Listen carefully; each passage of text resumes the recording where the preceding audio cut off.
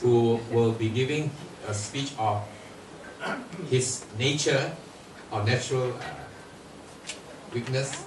My battle with baldness. Gopal, my battle with baldness. But before I come forward, let me give you a little bit about him. He's a lawyer by profession and also a law lecturer. And I know that if you have too much brains, bound to be less hair. I have now called upon his evaluator. It's none other than Amy Siu to read out the objectives of his speech. Gopal, get to the point. Your objective is select a speech topic and determine its general and specific purposes. Organize the speech in a manner that best achieves those purposes.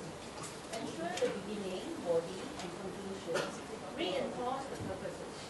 Project sincerity and conviction and control any nervousness you may feel. Try not to lose nerves. Your time is 5 to 7 minutes. Timer 5 to 7 minutes.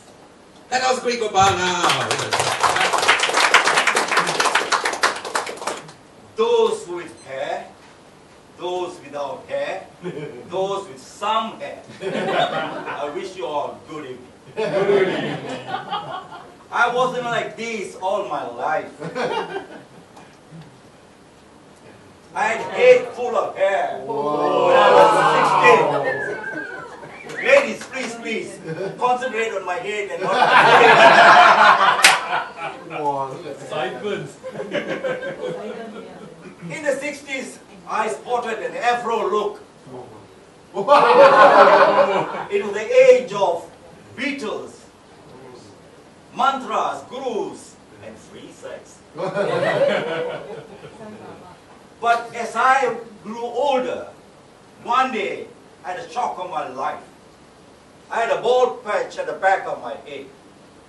It was one of the saddest moments in my life. I wasn't married. I didn't even have a steady girlfriend, man. I was getting bored. I became desperate. I started looking around for help. I went to the hair specialist, and they gave me a number of options. They said I could wear a wig. I could go for a hair wig. I could go for a hair replanting. Or I could go for an hairpiece. I opted for an hairpiece because it was cheap. It would involve applying some adhesive and placing this patch of hair on the bald spot. It worked until my girlfriend decided to visit me. I was carried away by lust. She ran her fingers through my head and she shrieked, "Ah! What is this?" I looked up. She was clutching my head. I was embarrassed. I gave up wearing my hairpiece after that. As time went by, I realized I was getting more and more bald. I reached a stage where I had a fringe of hair in the shape of horseshoe. I was desperate for hair. I wanted to cover my baldness. So I grew hair on one side long until it reached my jaws. I flipped it over my head to cover my baldness. It worked. But I had one unusual enemy. Wind. I could not stand under a fan. Nor could I travel in a bus that has open windows. Forget about visiting countries that was windy.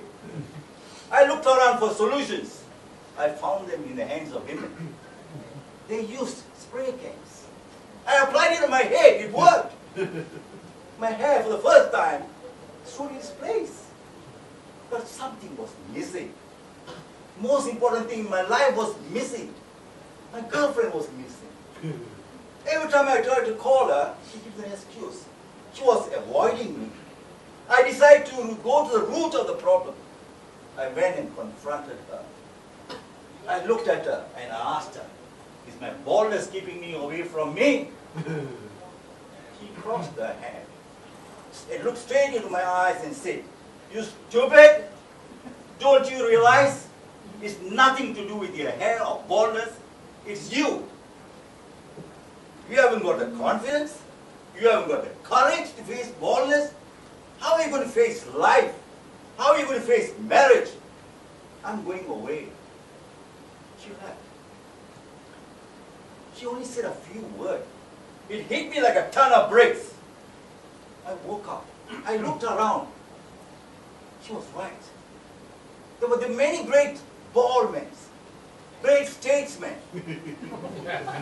There was Kojak. There was Yul Brynner. Do you remember The King and I? Yes. And of course there was Mahatma Gandhi, the small bald man from India, who got independence from India from the great mighty British. Then I realized it has nothing to do with the hair. It has nothing to do with the thing above my head. It has got a lot to do with the thing inside my head.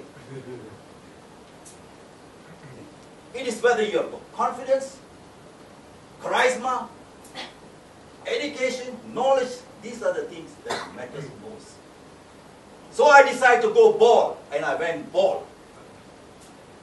You know who was the first person to congratulate me? My missing girlfriend. She came back. And she stood by my side and looked at me and said, "You're the sexiest man on earth." I was sexy. Then I realized that I don't have to face the problem faced by most people with hair. I don't have to worry about dandruff. I don't have to worry about going to the hair salon, hair styling. You know, people like Brad Pitt, George Clooney had those problems. Those were history for me. I'm a free man. Today I'm a happier man. Have you ever seen an alien sporting a sport of hair? Never! They're far more intelligent than us. With that, I hand over my speech to Mr.